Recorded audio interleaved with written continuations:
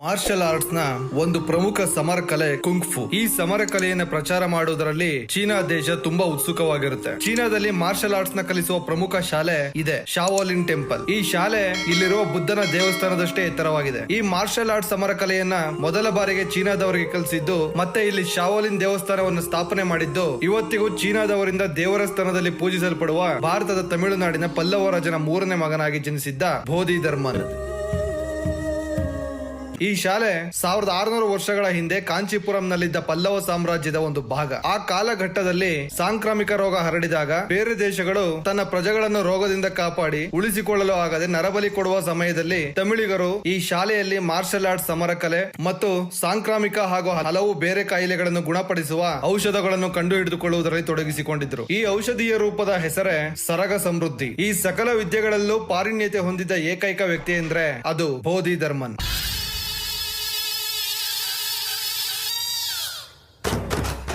ಅಷ್ಟೇ ಅಲ್ಲದೆ ಸಂಮೋಹನ ವಿದ್ಯೆಯಲ್ಲೂ ಪರಿಣಿತಿ ಸಾಧಿಸಿದ್ದು ಈ ವಿದ್ಯೆ ಬಳಸಲು ಪಂಚಭೂತಗಳನ್ನು ನಿಯಂತ್ರಿಸಬಹುದಾದ ಅಪರೂಪದ ಶಕ್ತಿಯನ್ನು ಸಾಧಿಸಿದ್ದರು. ಹೀಗಿರುವಾಗ ತನ್ನ ಗುರುಗಳ ಮಾರ್ಗದರ್ಶನದಂತೆ ತನ್ನ ವಿದ್ಯೆಗಳನ್ನು ಶಾಸನದ ರೂಪದಲ್ಲಿ ಒಂದು ಗ್ರಂಥದಲ್ಲಿ ಬರೆದಿಟ್ಟು ತನಗಿರುವ ವಿದ್ಯೆಗಳನ್ನು ಬಳಸಿ ಚೀನಾದಿಂದ ಭಾರತಕ್ಕೆ ಹರಡಬಹುದಾದ ಒಂದು ಕಾಯಿಲೆಯನ್ನು ತಡೆಯಲು ಚೀನಾ ದೇಶಕ್ಕೆ ಹೊರಡುತ್ತಾರೆ. ಕಾಡು ಮೇಡುಗಳಲ್ಲಿ ಅಲೆದು ನದಿ ಸರೋವರಗಳನ್ನು ದಾಟಿ 3 ವರ್ಷಗಳ ಸುದೀರ್ಘ ಪ್ರಯಾಣವನ್ನು ಬಿಸಿಲು ಮಳೆ ಚಳಿ ಎಂಬುದನ್ನು ಲೆಕ್ಕಿಸದೆ ಮಾಡಿ ಚೀನಾದ ನಾನ್ಯಂಗ್ ಎಂಬ ಹಳ್ಳಿಯನ್ನು ತಲುಪುತ್ತಾರೆ. ಅದೇ ಸಮಯದಲ್ಲಿ ಅಲ್ಲಿನ ಪಂಡಿತರು ತಮಗೊಂದು ಅಪಾಯ ಒದಗಿ ಬರಲಿದೆ ಎಂದು ಅಂದಾಜಿಸಿರ್ತಾರೆ. ಸರಿಯಾಗಿ ಅದೇ ಸಮಯದಲ್ಲಿ ಅಲ್ಲಿಗೆ ಬಂದ ಬೋಧಿ ಧರ್ಮನ್ನ ನೋಡಿ ತಾವು ಊಹಿಸಿದ್ದ ಅಪಾಯ ಇವರೇ ಇರಬಹುದು ಎಂದು ಅಲ್ಲಿನ ಗ್ರಾಮಸ್ಥರೆಲ್ಲ ಸೇರಿ ಬೋಧಿ ಧರ್ಮನ್ ಊರಿನೊಳಗಡೆ ಬರುವುದನ್ನು ತಡೆಯುತ್ತಾರೆ. ಆದರೆ ಮರುದಿನವೇ ಅವರ ಗ್ರಾಮದಲ್ಲಿ ಒಂದು ಮಗುಗೆ ಸಿಡುಬು ಎಂಬ ಸಾಂಕ್ರಾಮಿಕ ರೋಗ ಬಂದು ಆ ರೋಗಕ್ಕೆ ಔಷಧವಿಲ್ಲದ ಕಾರಣ ಬೇರೆ ಜನರಿಗೆ ಹರಡಬಾರದು ಎಂದು ಆ ಮಗುವನ್ನು ಹಾಗೆ ತೆಗೆದುಕೊಂಡು ಹೋಗಿ ಕಾಡಿನಲ್ಲಿ ಬಿಟ್ಟು ಬಿಡ್ತಾರೆ. ತನ್ನ ಮಗುವನ್ನು ಜೀವಂತವಾಗಿ ತೆಗೆದುಕೊಂಡು ಹೋಗಿ ದೂರದಲ್ಲಿ ಕಾಡಿನಲ್ಲಿ ಬಿಟ್ಟಿದ್ದನ್ನು ಕಂಡು ಮಗುವಿನ ತಾಯಿಗೆ ಎಲ್ಲಿಲ್ಲದ ದುಃಖವಾಗುತ್ತದೆ. ಅಷ್ಟೇ ಅಲ್ಲದೆ ಈ ಕಾಯಿಲೆ ಗ್ರಾಮದಲ್ಲಿ ಹಲವಾರು ಜನರಿಗೆ ಬಂದು ಕಾಯಿಲೆ ಗುಣಪಡಿಸುವ ವಿಧಾನ ತಿಳಿಯದೆ ಜನರು ಕುಸಿದು ಬೀಳುತ್ತಾರೆ. ಆಗ ಬೋಧಿ ಧರ್ಮನ್ ಆ ಮಗು ಬಳಿ ಹೋಗಿ ತನ್ನ ಬಳಿ ಇದ್ದ ಔಷಧಿ ವಿದ್ಯೆಯನ್ನು ಬಳಸಿ ಆ ಭಯಾನಕ ಕಾಯಿಲೆಯಿಂದ ಮಗುವನ್ನು ಗುಣಪಡಿಸಿ ಮತ್ತೆ ಅದೇ ಊರಿಗೆ ಕರೆದುಕೊಂಡು ಬಂದಾಗ ಇಡೀ ಊರೇ ಆ ಮಗುವನ್ನು ನೋಡಿ ಖುಷಿಯಾಗುತ್ತಾರೆ. ತನ್ನ ಮಗಳು ಸತ್ತೇ ಹೋದಳೆಂದು ತಿಳಿದಿದ್ದ ಮಗುವಿನ ತಾಯಿಯಂತೂ ಆನಂದ ಬಾಷ್ಪದಿಂದ ಓಡಿ ಬಂದು ಮಗುವನ್ನು ಒಪ್ಪಿಕೊಳ್ತಾಳೆ. ಇಂತಹ ಭಯಾನಕ ಕಾಯಿಲೆಯನ್ನು ಗುಣಪಡಿಸಿದ ಬೋಧಿ ಧರ್ಮನ್ ಬಗ್ಗೆ ತಿಳಿದು ಆ ಗ್ರಾಮದವರು ಗೌರವ ಪೂರ್ವಕವಾಗಿ ತಮ್ಮ ಗ್ರಾಮದ ಒಳಗಡೆ ಸ್ವಾಗತಿಸಿಕೊಳ್ತಾರೆ. ಆ ಗ್ರಾಮಕ್ಕೆ ಬಂದ ಬೋಧಿ ಧರ್ಮನ್ ಈ ಸಾಂಕ್ರಾಮಿಕ ಕಾಯಿಲೆಗೆ ತುತ್ತಾಗಿದ್ದ ಎಲ್ಲ ಗ್ರಾಮಸ್ಥರನ್ನು ಕಾಯಿಲೆಯಿಂದ ಗುಣಪಡಿಸುತ್ತಾರೆ. ಇಂಥದ್ದೊಂದು ದೊಡ್ಡ ಅಪಾಯದಿಂದ ಇನ್ನೇನು ಹೊರಬರುವಷ್ಟರಲ್ಲಿ ಮರುದಿನವೇ ಆ ಊರಿಗೆ ಇನ್ನೊಂದು ಅಪಾಯ ಎದುರಾಗುತ್ತದೆ. ಮನುಷ್ಯ ರೂಪದಲ್ಲಿದ್ದ ರಾಕ್ಷಸರಾದ ದರೋಡೆಕೋರರು ಗ್ರಾಮಸ್ಥರ ಮೇಲೆ ಏಕಾಏಕಿ ದಾಳಿ ಮಾಡ್ತಾರೆ. ಹಲವು ಜನರನ್ನ ಗಾಯಗೊಳಿಸಿ ಪ್ರಾಣ ತೆಗಿತಾರೆ. ಇನ್ನೇನು ಗ್ರಾಮದ 3 ಜನ ಮುಖಂಡರನ್ನು ನೇಣಿಗೆ ಹಾಕುವ ಸಮಯದಲ್ಲಿ ಅಲ್ಲಿಗೆ ಬಂದ ಬೋಧಿ ಧರ್ಮನ್ ತನ್ನ ಕೈ ಚಳಕದಿಂದ ಆ ಹಗ್ಗಗಳನ್ನು ಕತ್ತರಿಸಿ ತನ್ನ ಸಮರ ಕಲೆಯಿಂದ ಬಿರುಗಾಳಿಯನ್ನೇ ಎಬ್ಬಿಸಿ ದರೋಡೆಕೋರರನ್ನು ದಂಗಾಗಿಸುತ್ತಾರೆ. ಇದನ್ನು ಕಂಡ ದರೋಡೆಕೋರರು ಇವರ ಮೇಲೆ ದಾಳಿ ಮಾಡಲು ಬಾಣಗಳನ್ನು ಬಿಟ್ಟಾಗ ಎಲ್ಲವನ್ನು ತಡೆದು ಅವರ ಲೆಕ್ಕಾಚಾರವನ್ನ ಉಲ್ಟಾ ಮಾಡ್ತಾರೆ. ತನ್ನ ಮಾರ್ಷಲ್ ಆರ್ಟ್ಸ್ ಸಮರ ಕಲೆಯಿಂದ ಅವರನ್ನು ಚೆಲ್ಲಾಪಿಲ್ಲಿ ಮಾಡುವುದಲ್ಲದೆ ನಿಂತಲ್ಲಿಯೇ ತನ್ನ ಸಂಮೋಹನ ಕಲೆಯನ್ನು ಬಳಸಿ ದರೋಡೆಕೋರರು ತಮ್ಮ ಗುಂಪಿನಲ್ಲಿ ಒಬ್ಬರಿಗೊಬ್ಬರು ಹೊಡೆದಾಡಿಕೊಳ್ಳುವಂತೆ ಮಾಡಿ ಇಡೀ ಗುಂಪನ್ನು ಗ್ರಾಮದಿಂದ ಓಡಿಸ್ತಾರೆ. ಇಲ್ಲಿಯವರೆಗೂ ಗ್ರಾಮಸ್ಥರು ಇವರನ್ನು ಬರೀ ವೈದ್ಯರನ್ನಾಗಿ ಮಾತ್ರ ನೋಡಿದ್ದರು. ಈಗ ಇವರ ಸಮರ ಕಲೆ ಹಾಗೂ ಸಂಮೋಹನ ವಿದ್ಯೆಗಳನ್ನು ನೋಡಿ ತಮ್ಮ ಇಡೀ ಜೀವನದಲ್ಲಿ ಎಂದಿಗೂ ಕಾಣದ ಅದ್ಭುತವೇ ಕಂಡಂತೆ ಬೆರಗಾಗುತ್ತಾರೆ. 2 ಬಾರಿ ಗ್ರಾಮವನ್ನು ಕಾಪಾಡಿದ ಈ ಮಹಾನ್ ವ್ಯಕ್ತಿಯನ್ನು ಆ ಗ್ರಾಮಸ್ಥರು ದಾಮೋ ಎಂದು ಗೌರವ ಪೂರ್ವಕವಾಗಿ ಕರೆದು ಅವರ ವಿದ್ಯೆಗಳನ್ನು ತಾವು ಕಲಿತುಕೊಳ್ಳಲು ಬೋಧಿ ಧರ್ಮನ್ ತಮ್ಮ ಗ್ರಾಮದಲ್ಲೇ ಉಳಿಯುವಂತೆ ಕೇಳಿಕೊಳ್ತಾರೆ. ಅದಕ್ಕೆ ಒಪ್ಪಿದ ಬೋಧಿ ಧರ್ಮನ್ ತಮ್ಮ ಸಕಲ ವಿದ್ಯೆ ಕಲೆಗಳನ್ನು ಚೀನಾದವರಿಗೆ ಕಲಿಸುವುದರಲ್ಲಿ ತಮ್ಮನ್ನು ತಾವು ತೊಡಗಿಸಿಕೊಳ್ತಾರೆ. ಹಲವು ವರ್ಷಗಳ ಕಾಲ ಅವರಿಗೆ ವಿದ್ಯಾಭ್ಯಾಸ ಮಾಡಿಸಿ ನಂತರ ತಮ್ಮ ತಾಯಿನಾಡಿಗೆ ಹಿಂದಿರುಗಲು ನಿರ್ಧರಿಸುತ್ತಾರೆ. ತಮ್ಮ ಈ ನಿರ್ಧಾರವನ್ನ ಆ ಗ್ರಾಮಸ್ಥರಿಗೆ ಹೇಳಿದಾಗ ಅಲ್ಲಿನ ಮುಖಂಡರು ಮತ್ತೆ ತಪ್ಪಾಗಿ ಭವಿಷ್ಯವನ್ನು ಊಹಿಸಿ ಬೋಧಿ ಧರ್ಮನ್ ತಮ್ಮ ದೇಶದಲ್ಲೇ ಸತ್ತು ತಮ್ಮ ನೆಲದಲ್ಲೇ ಹೂಳಲ್ಪಟ್ಟರೆ ತಮ್ಮ ದೇಶಕ್ಕೆ ಯಾವುದೇ ಸಾಂಕ್ರಾಮಿಕ ರೋಗಗಳು ಹರಡುವುದಿಲ್ಲವೆಂದು ಭಾವಿಸಿ ಅವರು ತಿನ್ನುವ ಊಟಕ್ಕೆ ವಿಷ ಹಾಕಿ ಕೊಡ್ತಾರೆ. ಆ ಊಟದ ಕೈತುತ್ತನ್ನು ತೆಗೆದುಕೊಂಡಾಗಲೇ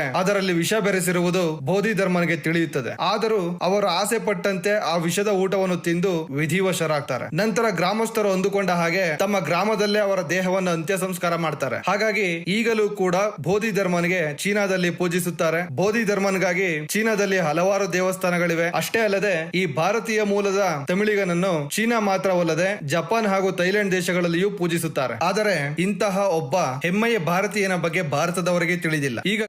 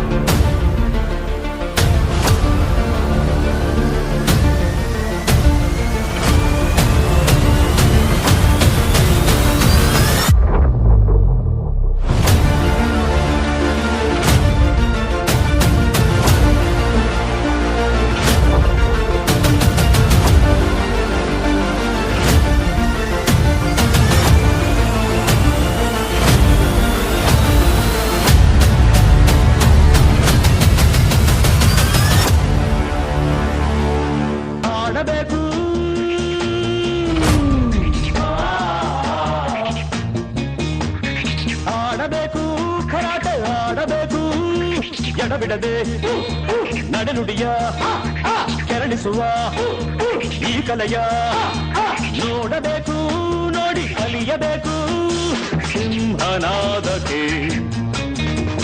ಸಿಡಿಲ ತಾಳಕ್ಕೆ ಸಿಂಹನಾದಕ್ಕೆ ಸಿಡಿಲ ತಾಳಕ್ಕೆ ನಡೆಯಬೇಕು ಸಿಡಿಯಬೇಕು ಆಡಬೇಕು ಕರಾಟೆ ಆಡಬೇಕು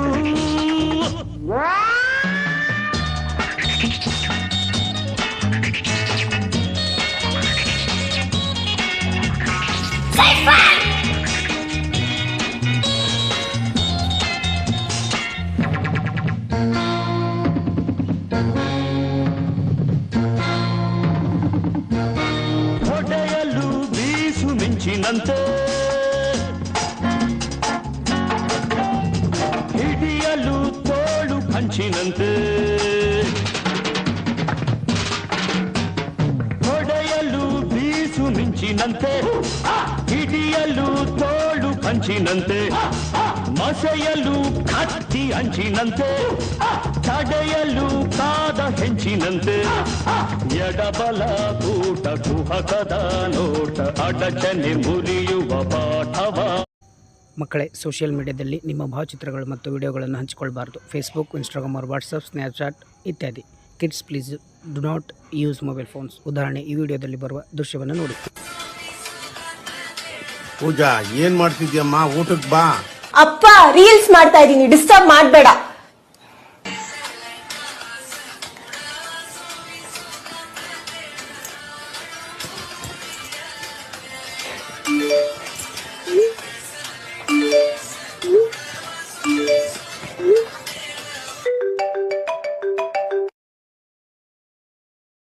ಹಾಯ್, ನಮ್ದೊಂದು ಕಂಪ್ನಿ ಇದೆ, ನೀವು ಇದಕ್ಕೆ ಬ್ರ್ಯಾಂಡಿಂಗ್ ಮಾಡ್ಬೋದಾ? Yeah sure, that's great. ನಾನು ನಿಮಗೆ ಪರ್ ವಿಡಿಯೋ ಒಂದು 10K ಕೊಡ್ತೀನಿ. It's it okay? Yeah, I think that should do. ನಿಮ್ಗೊಂದು APK ಲಿಂಕ್ ಕಳಿಸ್ತಾ ಇದ್ದೀನಿ, ನಮ್ಮ company profile. Please go through it. Okay, ಕಳಿಸಿ. ಹಾ.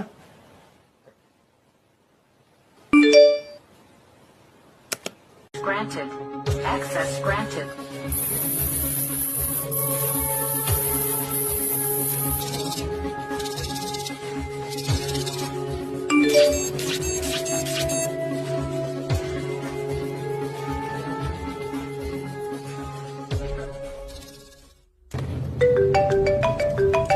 Hello.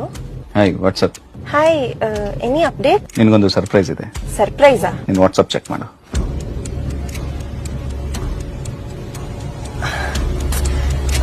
What is this nonsense? ನೀನು ಇಮಿಡಿಯೇಟ್ ಆಗಿ 50K ಕಳಿಸ್ತಿಲ್ಲ ಅಂದ್ರೆ ಈ ಫೋಟೋಸ್ ನನ್ನ ಫ್ಯಾಮಿಲಿ ಫ್ರೆಂಡ್ಸ್ಗೆಲ್ಲ ಸೆಂಡ್ ಮಾಡಬೇಕಲ್ಲ. ಪ್ಲೀಸ್. ಹಲೋ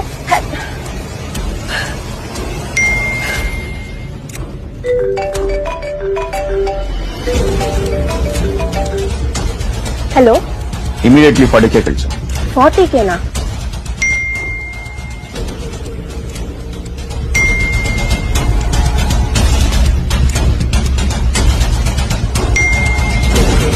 ಏನು, 2 ಲಕ್ಷನಾ? ನೋಡು, ನನ್ನ ಹತ್ರ 2 ಲಕ್ಷ ಇಲ್ಲ, 1 ರೂಪಾಯೂ ಇಲ್ಲ. ನೀನೇನ್ ಬೇಕಾದ್ರೂ ಮಾಡ್ಕೊ ಹೋಗು. ನಿಮ್ ತಂದೆ ನಂಬರು ಕರೆಕ್ಟ್ ಅಲ್ವಾ? ನೋಡು, ಹಲೋ ಪ್ಲೀಸ್ ಹಾಗೆಲ್ಲ ಮಾಡ್ಬೇಡ. ಹಲೋ. ಏನ್ ಕೆದಕ್ತಾ ಇದೆಯಮ್ಮ? ಸರಿಯಾಗಿ ಊಟ ಮಾಡು. ನಿಮ್ ತಲೆಯಲ್ಲಿ ಯಾವಾಗೂ ರೀಲ್ಸ್ ಓಡ್ತಾನೆ. ತಾಯಿ ತಂಗಿ ಫೋಟೋ ಎಡಿಟ್ ಮಾಡ್ಬಿಟ್ಟು ನಿಮ್ ಫ್ಯಾಮಿಲಿ ಫ್ರೆಂಡ್ಸ್ ಎಲ್ರಿಗೂ ಹಂಚ್ಬಿಡ್ತೀನಿ. ಕಾಮುಕರ ಕೈಗೆ ಸಿಕ್ಕಿ ಅದೆಷ್ಟೋ ಲಕ್ಷಾಂತರ ಹೆಣ್ಣು ಮಕ್ಕಳು ತಮ್ಮ ಮಾನ ಪ್ರಾಣವನ್ನು ಕಳೆದುಕೊಂಡಿದ್ದಾರೆ. ಅದೆಷ್ಟೋ ಕುಟುಂಬಗಳು ನಾಶವಾಗ್ತಿದ್ದಾವೆ.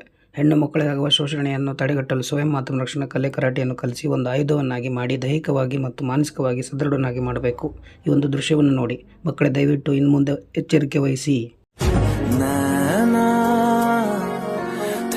आसमान के सितारे नैना ग्रहण में आज टूटते हैं यूं. ಹೆಣ್ಣಿನ ಭಾವನೆ ಅರ್ಥವ ಮಾಡದ ನಿಯಮ ಮನುಜನ ನಿನ್ನನ್ನು ಹೊತ್ತು ಹೆತ್ತು ಸಾಕಿದ ತಾಯಿಯು ಹೆಣ್ಣಲ್ಲವೇ?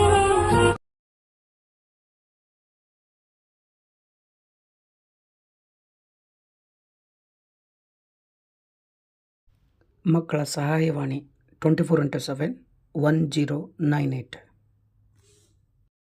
ಹೆಣ್ಣು ಮಕ್ಕಳು ಸ್ವಯಂ ಆತ್ಮರಕ್ಷಣಾ ಕಲೆ ಕರಾಟೆಯನ್ನು ಸತತ ಅಭ್ಯಾಸ ಮಾಡುವುದರಿಂದ ಆಗುವ ಪ್ರಯೋಜನಗಳು: ಮಾನಸಿಕ ಮತ್ತು ದೈಹಿಕವಾಗಿ ಆತ್ಮವಿಶ್ವಾಸ, ಧೈರ್ಯದಿಂದ ಗಟ್ಟಿಯಾಗಿ ನಿಂತು ಎದುರಾಳಿಯ ಜೊತೆ ಬುದ್ಧಿ ಮತ್ತು ಶಕ್ತಿ ಬಳಸಿ ಹೋರಾಟ ಮಾಡುವುದು. ಈ ಒಂದು ದೃಶ್ಯ ನೋಡಿ ಮಕ್ಕಳೇ, ಶಿಕ್ಷಣ ಮತ್ತು ಕರಾಟೆಯ ಅಭ್ಯಾಸವೇ ಶಕ್ತಿ. मत दे